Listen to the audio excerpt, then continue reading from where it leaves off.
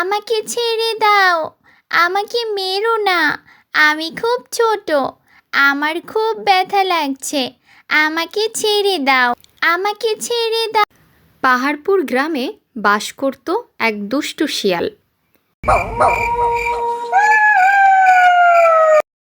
আজ পাখির মাংস খেতে বড্ড ইচ্ছে করছে। অনেক দিন যাবৎ পাখির মাংস খাই না। গ্রামের ইঁদুর বিড়াল খেয়ে মুখটা একেবারে ভ্যাপসা হয়ে গেছে।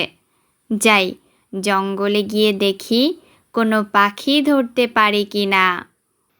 তারপর শিয়াল পাখি খুঁজতে জঙ্গলে যায়।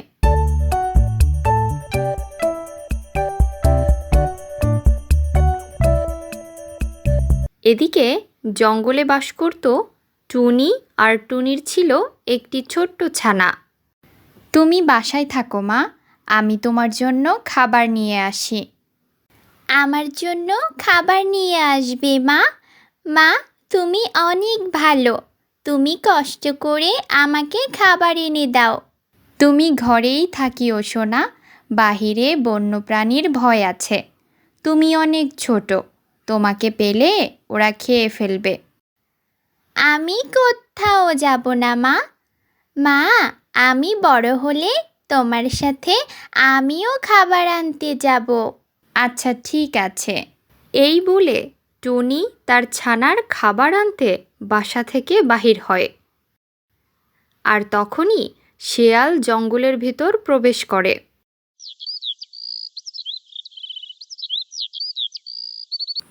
জঙ্গলের ভেতর এই ঘরটি মনে হয় টুনির হবে।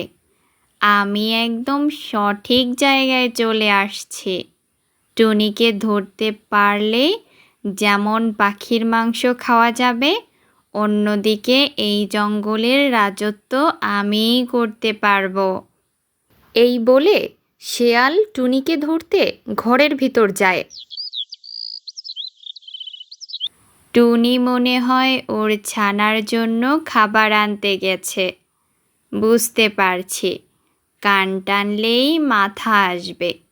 ওর ছানাটাকে নিয়ে যাই, তবেই টুনিকে ধরতে পারবো।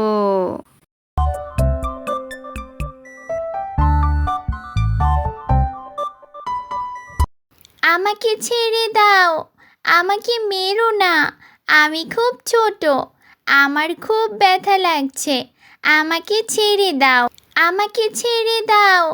কিছুক্ষণ পর টুনি তার ছানার জন্য খাবার নিয়ে ঘরে ঢুকতেই, হায় হায়, আমার ছানা কোথায়? আমার ছানার কি হলো? কোনো বন্যপ্রাণী আমার বাসায় আক্রমণ করেনি তো? এখন আমি কি করব? হায় কপাল আমার! টুনির ছানাকে না পেয়ে টুনি অনেক ছোটাছুটি করতে থাকে। কি রে টুনি, তুই খুব চিন্তিত মনে হচ্ছে। কাকসি, বাসা থেকে আমার ছানাটা নেই।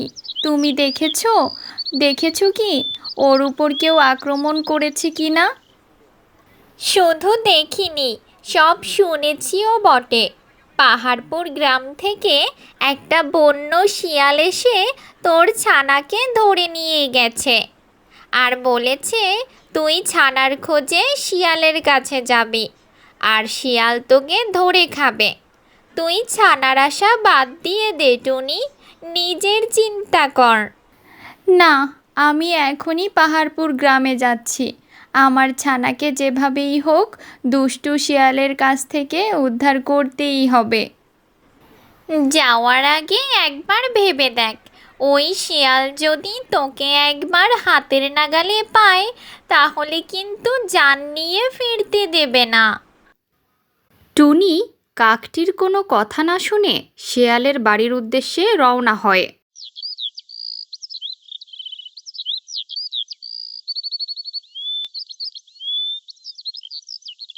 আমাকে ছেড়ে দাও, আমি আমার মায়ের কাছে যাব, আমাকে ছেড়ে দাও। তোর ভাগ্য ভালো যে তোকে এতক্ষণ আমি বাঁচিয়ে রাখছি, শুধু তোর মাকে ধরার জন্য। না হয় তোকে অনেক আগেই সাভার করে নিতাম। তোর মা আসুক, তারপর তোদের দুজনকে একসাথেই হজম করব। এই তো আমার মা আসছে। মা, মা, আমাকে ওখান থেকে বের করো। মা, আমার খুব কষ্ট হচ্ছে, খুব খিদে লেগেছে, আমাকে বাসায় নিয়ে যাও মা। আমার বাড়িতে তোমাকে খোশ আমদের টুনি। যাও, সাধুর সম্ভাষণে তোমার ছানাকে নিয়ে ঘরে ফিরে যাও। আসলে তোমাকে আমার বাড়িটি দেখানোর জন্যই আমি তোমার ছানাটাকে ধরে নিয়ে আসছিলাম। মা, শিয়াল আমাকে নিয়ে যেতে বলেছে, তুমি আমাকে বের করছো না কেন? তুমি কি আমাকে নিয়ে যাবে না? খাঁচায় আমার দম বন্ধ হয়ে যাচ্ছে মা, আমাকে বের করো। সোনা রে, তোকে বের করতে গেলে শিয়াল আমাকেও খেয়ে ফেলবে। শিয়াল আমাকে ধরার জন্য তোমাকে আদার দিয়ে ফাঁদ তৈরি করেছে। তুমি চিন্তা করো না মা, শিয়াল ডালে ডালে ঘুরলে আমি পাতায় পাতায় ঘুরব। আমি যেভাবেই হোক তোমাকে এখান থেকে উদ্ধার করব। এই সময়ে আমাদের বুদ্ধি দিয়ে কাজ করতে হবে সোনা। এই বলে টুনি এখান থেকে চলে যায়।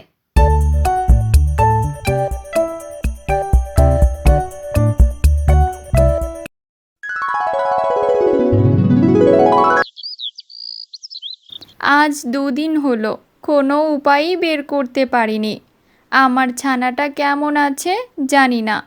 শেয়াল আমার ছানাকে খুব কষ্ট দিচ্ছে। না, আজ আমাকে কোনো একটা উপায় বের করতেই হবে।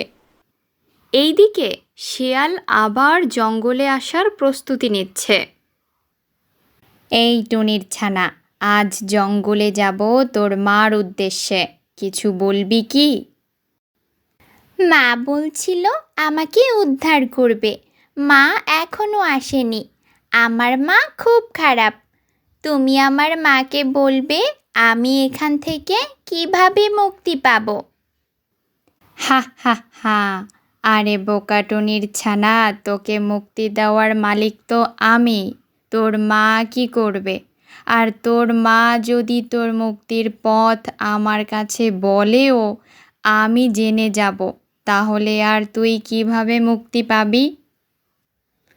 তুমি আমার মাকে এইটা জিজ্ঞেস করবে। আচ্ছা ঠিক আছে, তাই জিজ্ঞেস করব। তারপর শিয়াল জঙ্গলের দিকে যায়। জঙ্গলে ঢুকতেই টুনি শিয়ালকে দেখে বলতে লাগলো, ওই তো শেয়ালকে দেখা যাচ্ছে। জানি না ও আবার কোনো খারাপ বুদ্ধি নিয়ে আসছে কিনা।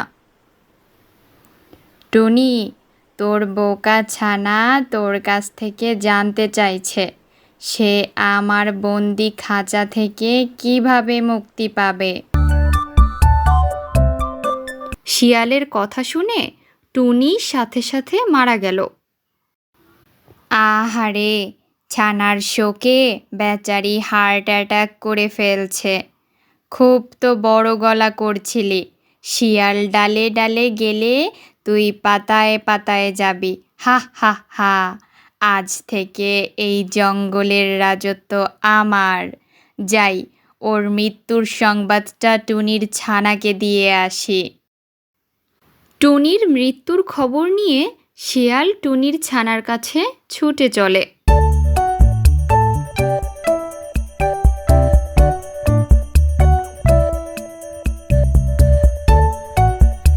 আমার মা কি আমার কোনো মুক্তির উপায় বলেছে গো?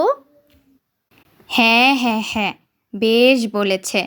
তোর মাকে তোর কথা বলার সাথে সাথেই তোর মা তোর শোক সইতে না পেরে বেচারি জায়গায় হার্ট ফেল করে মারা গেছে। শেয়ালের এ কথা শুনে টুনির ছানাটাও সাথে সাথে মারা গেল। টুনি আর টুনির ছানার মৃত্যুর পর শেয়াল বলতে লাগলো, আহারে, মেয়ের শোকে মা গেল আর মায়ের শোকে মেয়ে গেল।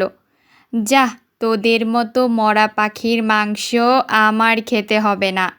আজ থেকে এই জঙ্গলের সব পাখিদের আমার পেটেই বাসা বানাতে হবে, হা হা হা।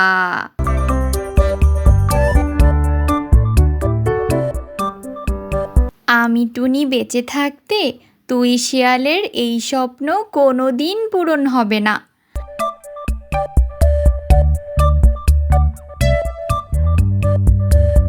আয় মা, আমার কাছে আয়। দুষ্টু শিয়াল তোকে অনেক কষ্ট দিয়েছে, তাই না? আরে আরে, আমি এসব কি দেখতেছি?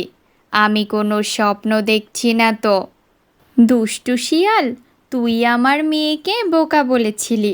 তুই যে বড্ড বোকা তা নিজেও জানিস না। আরে এটা তো আমাদের মা মেয়ের একটা চাল ছিল মাত্র। আমরা মরিনি, মরার ভান করেছি তোর কাছ থেকে আমার ছানাকে মুক্ত করার জন্য। এবার আমরা আরও একটা চাল করেছি তোকে বাঘের হাতে তুলে দেওয়ার জন্য। বুঝেছি, টুনির সাথে পেরে ওঠার বয়স আমার এখনো হয়নি। সময় থাকতে এই গ্রাম ছেড়ে পালাই, না হয় বাঘের পেটে হজম হতে হবে। তারপর শিয়াল টুনির ভয়ে এই গ্রাম ছেড়ে চলে যায়।